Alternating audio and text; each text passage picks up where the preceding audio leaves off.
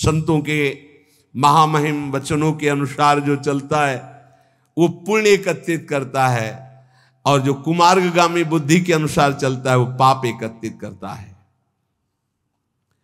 भगवान के सिवा, सुनो महापुरुषों के वचन हैं, भगवान के सिवा तुम किसी और का सहारा लोगे तो अंत तक तुम्हें पछताना पड़ेगा।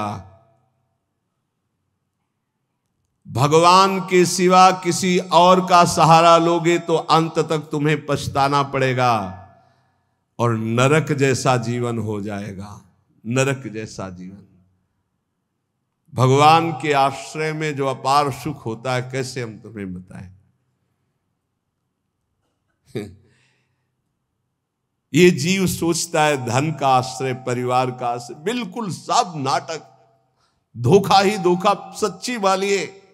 भगवान के सिवा दूसरे का सहारा लोगे तो अंतिम में तुम्हें पछताना पड़ेगा, नरक जैसा कष्ट होगा। और अगर भगवान का सहारा है तो सच्ची माने जीवन परम मंगल में देखने को मिल रहा है। नारकी स्थिति से जीवन परम मंगल में देखने को मिल रहा है। दूसरा, संसार के मनुष्यों से जो प्रेम किया जाता है वो अगले जन्म का निमंत्रण है, अगला जन्म का। और यदि भगवान से प्रेम किया जाता है तो परम धाम जाने का, अगला जन्म का खत्म। अब देखो तुम्हें पसंद क्या करना है।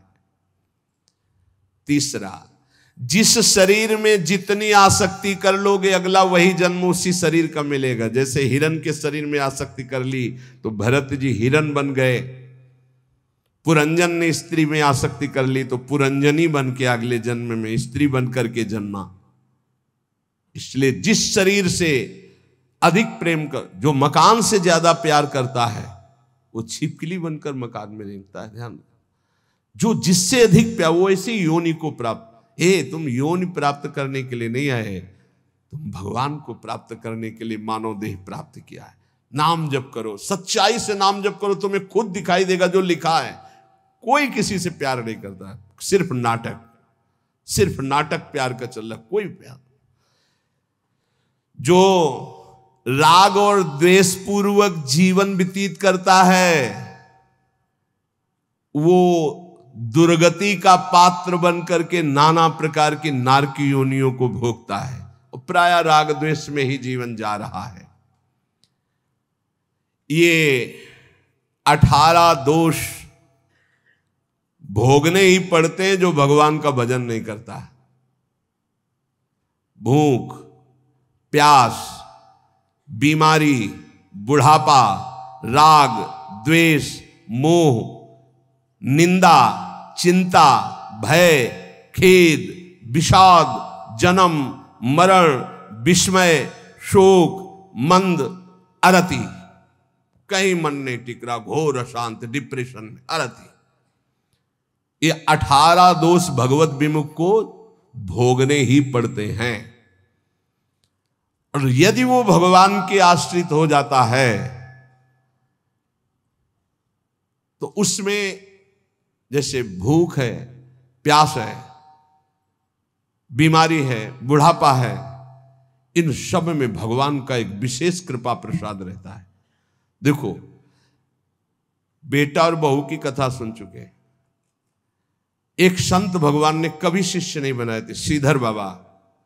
और जब वृद्धावस्था आई तो अपने लोग 8-10 संतों की होड़ लगती थी कि देखो आपने 1 घंटा सेवा की है, अब आप हटिए, अब हम सेवा। और जानते उनको कैसे सोच कराई जाती थी? ऐसे टांग लिया जाता था 2 संत और ऐसे हाथ में कराई जाती थी। क्यों? क्योंकि भजन करते थे। सौभाग्य था किसको शौच कराने को मिले, किसको स्नान कराने को मिल जाए, किसको वस्त्र धारण। ये सौभाग्य, भगवान के सिवा किसी को अपना नहीं माना। तो ऐसे गोद में, संतों की गोद में उनकी सेवा होती थी। और अंतिम समय राधा राधा मुख से निकल रहा था, सब संत कीर्तन कर रहे थे और ऐसे पधारे पूछो मत। ये है ना कोई शिष्य, ना कोई जगह, ना कोई 1 रुपया। तो ऐसे भगवान की तरह अंतिम समय उनकी पूजा हुई। जब उनका शरीर असमर्थ था, ड्यूटी लगती थी, अलग अलग ड्यूटी थी। कई संत भगवान अपने ड्यूटी लगी थी कि इतने बजे से इतने, और लड़ाई होती थी, देखो आपने 1.25 घंटा आज कर लिया, 15 मिनट ज्यादा कर लिया, अब आप हटिए, आप मुझे तो कहते यार थोड़ी देर और कर ले। मतलब लोभ लगता कि जितना अधिक मैं सेवा कर पाऊं। क्यों?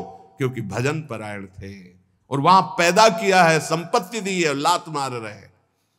भगवान से विमुख जो है उसे 18 दोषों को भोगना पड़ता है। जो भगवान के कृपा पात्र होते हैं उन्हें संत संग मिलता है। जिन्हें संत संग मिलता है उनमें अंत काल में जैसे भगवत प्राप्ति होगी वैसा संयोग बना दिया जाता है। अंत काल में दादू मन ही सोमल उपजय, मन ही सोमल धोई, सीख चले गुरु साधु की, तो तू निर्मल होई। नाम जपे रुचि साधु को, साधु जपे रुचि नाम, दादू दोनों एक टक, यहू आरंभ यहू काम। कह रहे मन गंदा हो गया है, अब मन ही निर्मल हो तब बात बनेगी। कैसे निर्मल हो? बोले गुरु का उपदेश, साधु का संग, ये साबुन है, बहुत जल्दी मन को निर्मल कर देता है।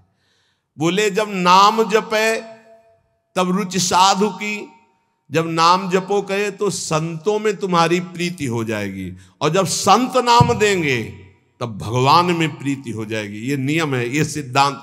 गुरुमुख के प्राप्त नाम से ही भगवत साक्षात्कार होता है। दादू हरि साधु यो पाइये, अभिगत के आराध, साधु संगति हरि मिले, हरि संगत सुसाध। बोले जब हरि की कृपा होती तो साधु मिलते हैं, और जब साधु की कृपा होती है तो उस अभिगत परमात्मा की आराधना शुरू होती है, तब वो हरि मिलते हैं। तो हरि की कृपा का फल साधु, और साधु की कृपा का फल हरि दर्शन। हरि जब अव्यक्त कृपा करते तब संत दर्शन मिलता है। अब मोहि भाव भरोस हनुमंता, बिनु हरि कृपा मिले नहीं संता। तो मन भुवंग बहु विष भन्या, निर्विष क्यों न होई, दादू मिलिया गुरु गारुणी, तो निर्विष किया सोई। बोले ये मन बड़ा विष फैलाता है, काम क्रोध लोभ मोह मद मत्सर बड़ा विषयी बना दिया। तो बोले अब ये विष कैसे उतरे? बोले गुरु गारुणी, विष उतारने वाले गुरुदेव हैं। जो गुरुदेव ने नाम मंत्र दिया है उसको जपो तो मन का सारा विष उतर जाएगा, निर्विकार मन हो जाएगा। पूजा मान बड़ाइयां, आदर मांगे मन, राम गहे सब परिहरे, सोई साधु जन। सबके मन में होती है हमारी पूजा हो, हमारी मान हो, हमारी बड़ाई हो, हमारा आदर हो, लेकिन साधु वही है जो मान बड़ाई आदर को स्वीकार नहीं करता, इच्छा नहीं करता। सब में मेरे प्रभु है, सबको प्रभु को भाव से प्रणाम। इतने विराट रूप भगवान इतने रूप में आकर दर्शन देते हैं, ये भाव नहीं रखना।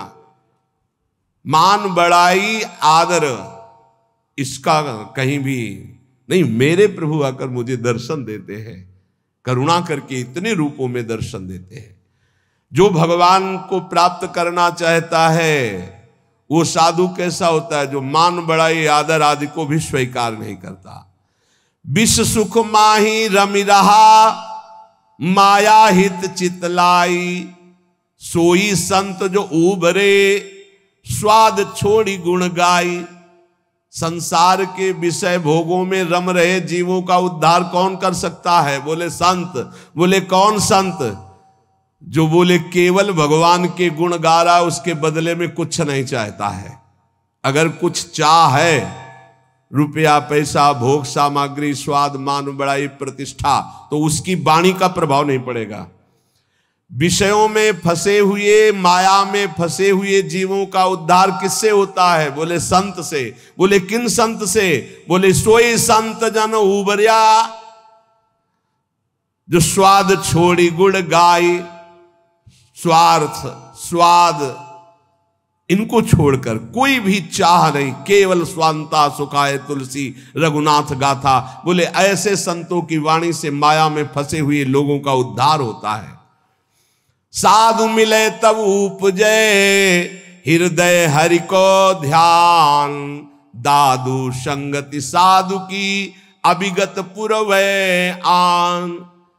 बहुत शीघ्र परमात्मा प्राप्ति होती है ऐसे संत महात्मा के संग से, उनके बताए हुए ध्यान नाम गुण कीर्तन से बहुत जल्दी भगवत साक्षात्कार होता है। प्रेम कथा हरि की कहें करें भगत ल्यो लाई, पिबे पिबावे राम रस सोजन मिलवो आई। बोले बड़े संतों की पहचान क्या होती है? बोले जिनके पास बैठने से केवल भगवत चर्चा ही हो, हमारे आचरण सुधरे, हरि नाम में प्रीति हो, हरि चरणों में प्रीति हो, भक्ति का हृदय में प्रादुर्भाव हो, वो स्वयं भगवत रस पिए हुए हैं और वही भगवत रस हमें पिला सकते हैं। साहब सो सन्मुख रहे सत्संगति में आई, दादू साधु सब कहें सो निर्फल क्यों जाई। बोले साहब के सन्मुखता बनी रहेगी यदि संत संग रहेगा। साहब हरि, हरि के सन्मुख हो जाओगे, और सन्मुख होए जीव मोहि जब ही जन्म कोटि अगनासौ तबहि। करोड़ों जन्मों के पाप उस जीव के नष्ट हो जाते हैं जो भगवान श्री हरि की सन्मुखता प्राप्त कर लेता है। वो सन्मुखता साधु संग से प्राप्त होती। साधु संग कभी निष्फल नहीं हो सकता। अमोघश्च निर्बैरी सब जीव सो संत जना सोई, दादू एक आत्मा बैरी नाही कोई। संत वही, किसी भी संप्रदाय की मेड़ में नहीं, सब पूरा विश्व विश्वंभर सब जगह भास, एक ही परमात्मा तत्व अनंत ब्रह्मांडों में है। फिर मृत्यु लोक की बात क्या? निर्वैरी सब जीव सो संत जना सोई। सब किसी से बैर नहीं, सब अपने हैं, सब अपनी आत्मा है। दादू एक आत्मा बैरी नाही कोई, काहे को दुख दीजिए घट घटा तम राम, दादू सब संतोषिए यही साधु को काम। घट घट में हमारे प्रभु रमे हुए हैं, जो उसका साक्षात्कार कर लेता है वही भगवत प्राप्त होता है। कैसे साक्षात्कार होता है? एक अक्षर पीव का सोई सत कर जानी, हरि नाम सतगुर कहा दादुर सो परवाणी। जो गुरुदेव ने अक्षर बोला बस उसी पकड़। ये बहुत जगह महापुरुषों से मिला है। गुरु द्वारा दिए गए नाम मंत्र का अद्भुत चमत्कार है, बस उसी में लग जाओ, जितना जपोगे उतना ही लाभ मिलेगा। दादू नी का नाम है, तीन लोक तरी जाए, रात दिवस रटिबो करे। रात दिन बड़े भाग्यशाली जिनको ये पता है कि जाना है मुझे, तो खूब अधिक धन कमा ले, नाम रूपी धन। राधा राधा राधा राधा वल्लभ राधा वल्लभ। दादू नी का नाम है, हरि हृदय न विसारी, मूर्ति मन माही बसे सांस सांस संभारी। तब जानना कि हमारा नाम रंग ला रहा है, जब हर श्वास में नाम चले और सामने नामी की छवि विराजमान हो। दादू साहब कह रहे, मूर्ति मन माही बसे सांस सांस संभारी, दादू नी का नाम है, आप कहे समझाई, और आरंभ सब छाण दे, हरि नामो ल्यो लाई। केवल लगन लगा लो नाम में, सब पूर्ति हो जाए। जितना नाम अधिक जपोगे, श्री भगवान गीता जी में कहते हैं कि कई प्रकार के हमने यज्ञों का वर्णन किया। श्रेयान द्रव्य मयाद यज्ञाज ज्ञान यज्ञ परंतप, सर्वम कर्माखिलम पार्थ ज्ञाने परिसमाप्यते। बड़ी यज्ञ अभी कल चर्चा की थी कि श्री भगवान ने बताया ब्रह्म यज्ञ, द्रव्य यज्ञ, स्वाध्याय यज्ञ, तप यज्ञ, प्राणायाम यज्ञ, भगवदर्पण यज्ञ, अभिन्नता यज्ञ, कर्तव्य कर्म रूपी यज्ञ, विषय हवन रूपी यज्ञ, समाधि रूपी यज्ञ, योग यज्ञ, स्तंभ प्रवृत्ति, ये सब यज्ञ हैं। इन सब यज्ञों में भगवान कह रहे हैं जो द्रव्य यज्ञ है, रुपया पैसा से जो यज्ञ होती है, ये जितनी भी यज्ञ हैं इन सब में ज्ञान यज्ञ श्रेष्ठ है। सर्वम कर्माखिलम पार्थ ज्ञाने परिसमाप्तये, इसलिए श्रेयान द्रव्य मयाद्यज्ञाज ज्ञान यज्ञ परम तप। परम कल्याण जो होता है वो ज्ञान होने से होता है। इतना तो ज्ञान हो जाना चाहिए कि हमारा स्वरूप भगवान का अंश है, भगवत स्वरूप है। हम शरीर में फंस गए और मुझे मुक्त होना है, इस शरीर से मुक्त होना है। अगर इस शरीर से मुक्त नहीं हुए तो बहुत घटिया शरीर मिलने वाले हैं, कीड़ा मकोड़ा कितने योनियां हैं। जो रुपये से यज्ञ होती है उसमें महत्ता धन की होती है, इसलिए वो परम लाभ नहीं प्राप्त हो पाता द्रव्य यज्ञ के द्वारा। द्रव्य यज्ञ में सब पदार्थ आ जाते हैं यज्ञ के, क्योंकि वो सब अर्थ से प्राप्त होते हैं। एक द्रव्य यज्ञ करे 10 अश्वमेध यज्ञ, और एक बार श्री कृष्ण को भाव से प्रणाम कर ले तो 10 अश्वमेध यज्ञ करने वाला श्री कृष्ण को प्रणाम करने वाले की बराबरी नहीं कर सकता। अब आप विचार करो द्रव्य यज्ञ कितना छोटा है जिसको बहुत बड़ा माना जाता है। यहां भगवान कह रहे हैं द्रव्य यज्ञ से श्रेष्ठ है ज्ञान यज्ञ, क्योंकि सभी यज्ञ कर्मजन्य और कर्म करने वाले में यह रहता है कि मैंने ये किया। एक हमने देखा है यज्ञकर्ता को अभिमान रहित, अंदर के कितने विशुद्ध भाव होते हैं धार्मिक पुरुषों में।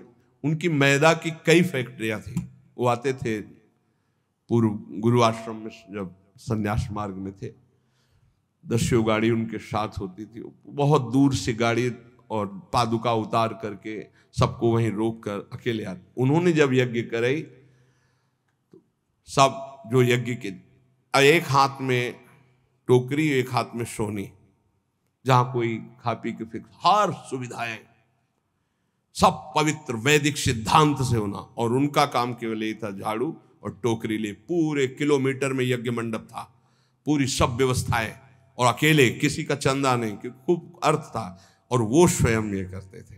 जब कोई उनसे पूछता यज्ञ, कहीं भी कोई पोस्टर बैनर नहीं, और कोई पूछता यज्ञ कौन कराते, तो हमें तो पता नहीं, हम तो यहाँ दोना पत्तल फेंकने की सेवा मिली, बस वो जानते हैं। कोई नहीं जानता था यज्ञ कौन करा रहा। खूब आनंद मंग ऐसे कोई द्रव्य यज्ञ करने वाले बिरला होते हैं जो भगवत समर्पित होते हैं, पर उनको ज्ञान है इस बात का कि तो दियम वस्तु गोविंदम तो भ्यमेव समर्पे, देनहार कोई और है देत रहते दिन रैन, लोग भरम मोपे करे तासो नीचे नयन। ऐसे वो महान गृहस्थ में रहते हुए भी वो महान याज्ञिक थे, यज्ञ करने वाले। तो जब द्रव्य यज्ञ कराई जाती है तो उसमें कहीं ना कहीं अहम स्फुरित हो जाता। मैंने इतने करोड़ अर्पित किए, मैंने इतने लोगों को पवाया, तो जीवन मुक्त होने के लिए वो पर्याप्त नहीं रह गया, क्योंकि अहम का लय होना चाहिए।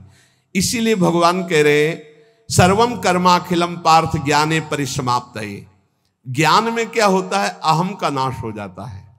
इसलिए भगवान यहां कह रहे कि सबसे बढ़िया यज्ञ है ज्ञान यज्ञ। अंतःकरण में 3 दोष होते हैं जिनके कारण भगवत साक्षात्कार नहीं हो पाता। मल कहते हैं संचित पाप को। जो संचित पाप होते हैं उनके कारण भजन में मन नहीं लगता। जहां भजन शुरू करोगे, भगवत मार्ग की बातें शुरू करोगे, तो पाप आकर्षण शुरू हो जाएगा, इसे मल कहते हैं। दूसरा होता है विक्षेप, चित्त का चंचल होकर बार बार भोगे हुए विषयों का चिंतन करना, इसे विक्षेप कहते हैं। आवरण कहते हैं अहंकार, अज्ञान।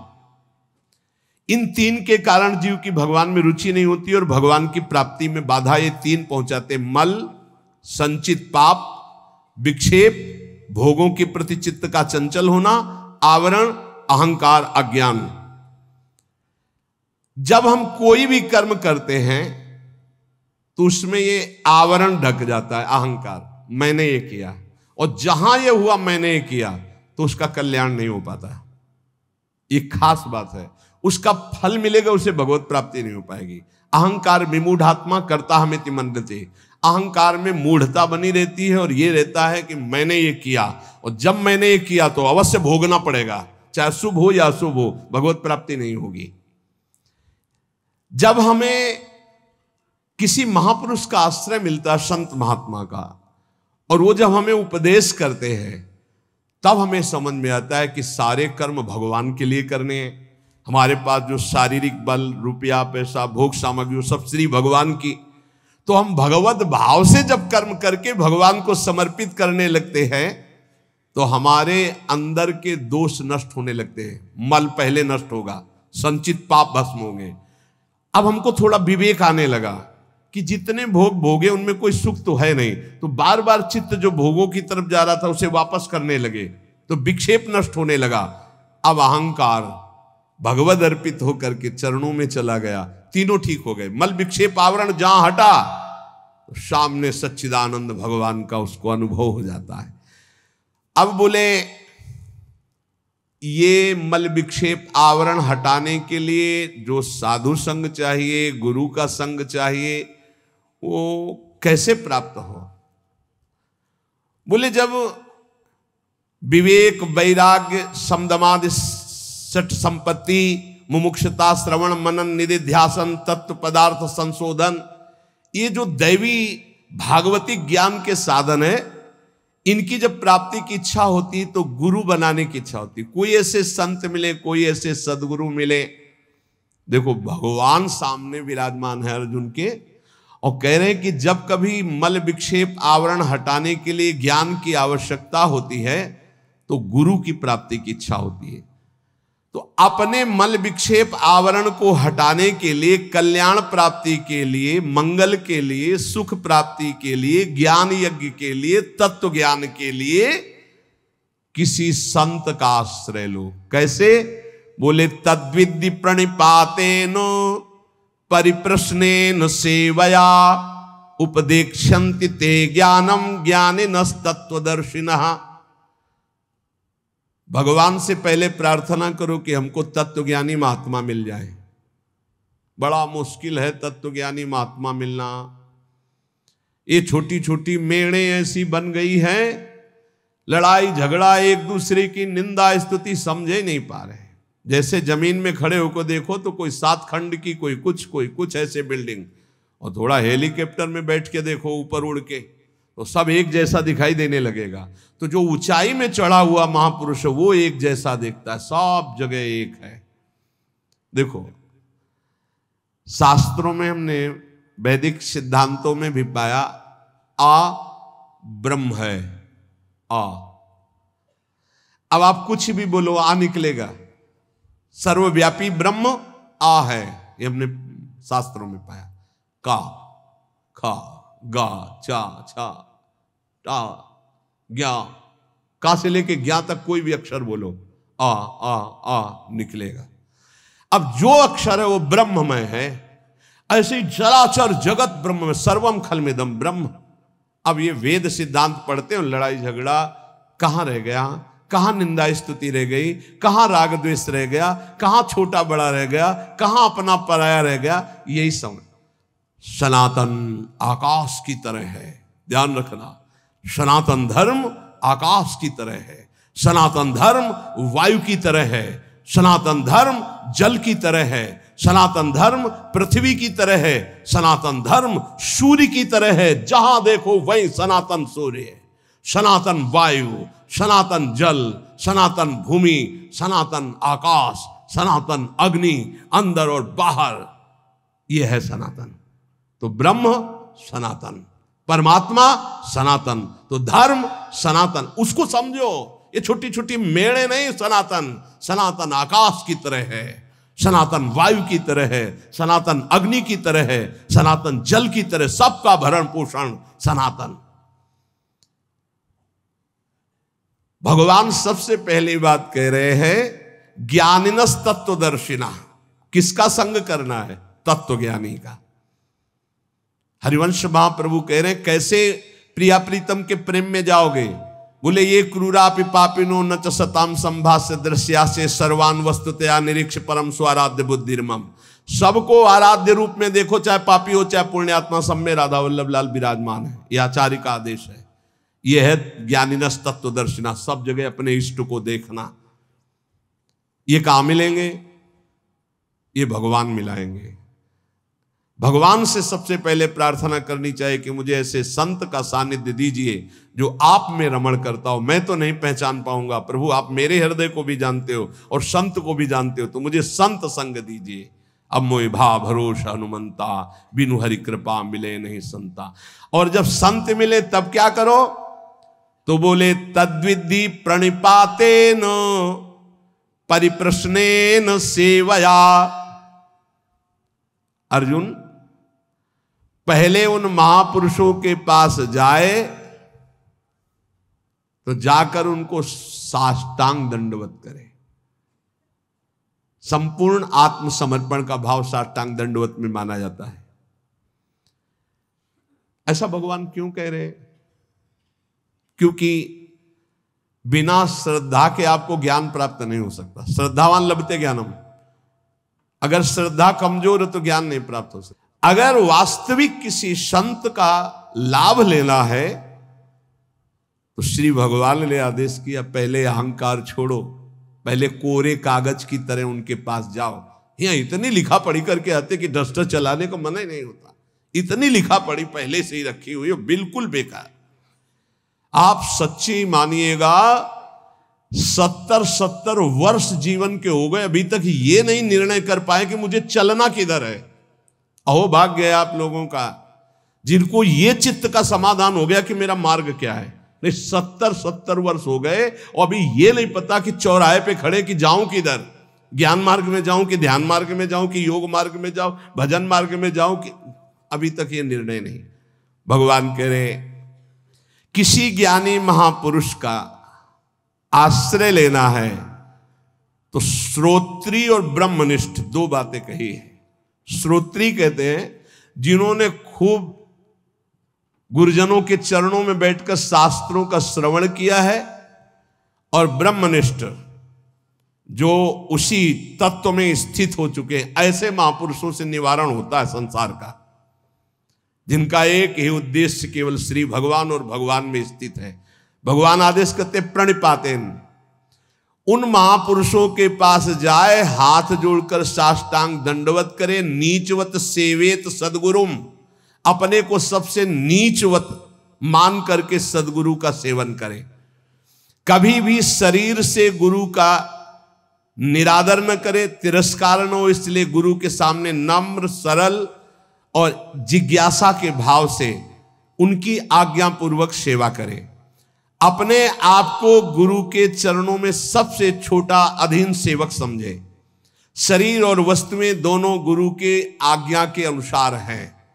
साष्टांग दंडवत प्रणाम का मतलब है मेरा शरीर गुरु की आज्ञा पे चलेगा, अहम गुरु के चरणों में अर्पित है। सेवया, भगवान कह रहे परिप्रश्नेन के लिए सेवया, शरीर और वस्तुओं से गुरु की सेवा गौण, मुख्य है गुरु की आज्ञा का पालन करना।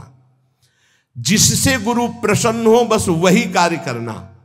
उनकी प्रसन्नता प्राप्त हो गई, उनके मन के संकेत के अनुसार तुम्हारी चेष्टा हुई, उनकी आज्ञा के अनुकूल तुमने कार्य किया, तो प्रश्न करना ही नहीं पड़ेगा, उत्तर तुम्हारे हृदय में अपने आप आ जाएगा। देख लेना, संत महापुरुषों की सबसे बड़ी सेवा होती है उनके संकेत के अनुसार चलना, उनके इशारे को समझना, वो किधर चलाना चाहते हैं, वो क्या चाहते हैं, अपना जीवन उनकी आज्ञा में अर्पित करना।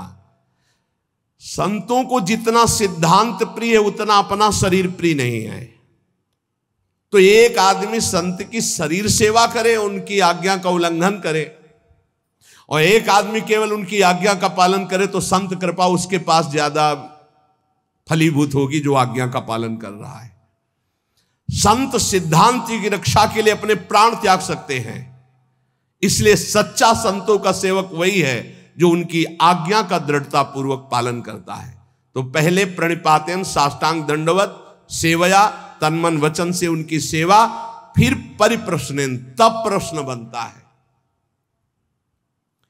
केवल प्रश्न होना चाहिए परमात्मा की प्राप्ति का। अब जैसे लौकिक सांसारिक बातों को आप, हमारा भी समय नष्ट करेंगे, अपना भी समय नष्ट करेंगे, वो तो आप भोग ही रहे हो। आप उनसे कैसे निकल पाओ, इसके लिए तो संत समागम मिला है। अब वहां आकर भी प्रपंच की चर्चा, अब हम कैसे बताएं? अब हमसे आकर के मान लो वोट का समय चल रहा है, हम तो खुली बात करते हैं, हमारा उद्देश्य भगवत प्राप्ति का है।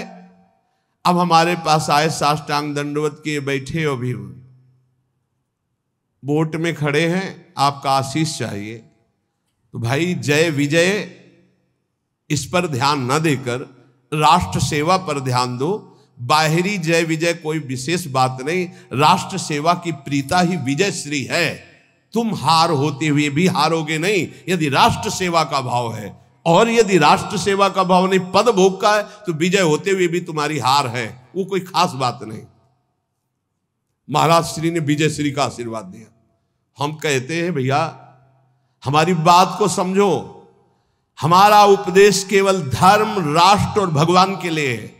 विजय श्री उसी के पास है जो उत्साह संपन्न होकर हमारे राष्ट्र की सेवा का भाव रखता है।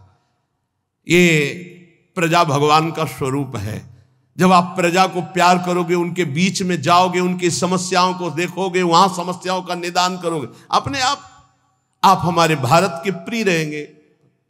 हमारा उद्देश्य भगवत प्राप्ति, हमारा उद्देश्य नेता और महान जनों को गाइड कर सके, ऐसी मेरी सामर्थ्य नहीं। हम तो उनके गाइड के लिए हैं जो इस संसार से छक गए हैं और भगवान की प्राप्ति करना चाहते हैं कि अब मैं भगवान को प्राप्त। हम न किसी के वोट जिता पाएंगे और न किसी के हम सहयोग कर पाएंगे। हम इतने बड़े महात्मा नहीं हैं कि विजय श्री नहीं होगी। कह तो दिया, किसकी विजय हो गई?